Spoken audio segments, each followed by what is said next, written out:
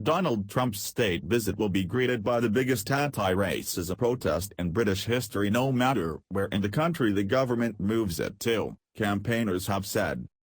Local politicians and activists in Birmingham reacted with anger to suggestions that the trip could be relocated to their city, and pledged to flood the streets with protesters to greet the hateful president. The idea of moving the protest to avoid demonstrations in London has reportedly been suggested to the White House, with a rally at the National Exhibition Centre apparently on the cards. Shabana Mahmood, Labour MP for Birmingham Ladywood, said Mr. Trump and his hateful politics were no more welcome in her city than they were in London.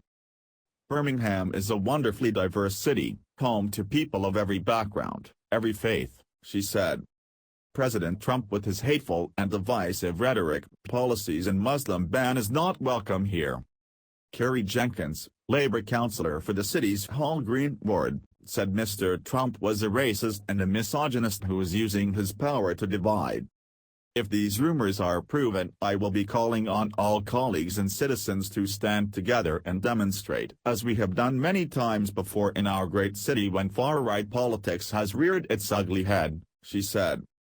Salma Yaqub, a Birmingham campaigner who previously sat on the city council, warned that if Donald Trump comes to the great city of Birmingham, our diverse communities will take to the streets in our thousands. Cities and towns across the UK have already staged demonstrations against the US president and the cozy approach taken by Theresa May towards his administration. People took to the streets in 36 different locations across the country at the end of last month, with the biggest demonstration in London. There, as many as 40,000 people packed Whitehall at just 36 hours' notice.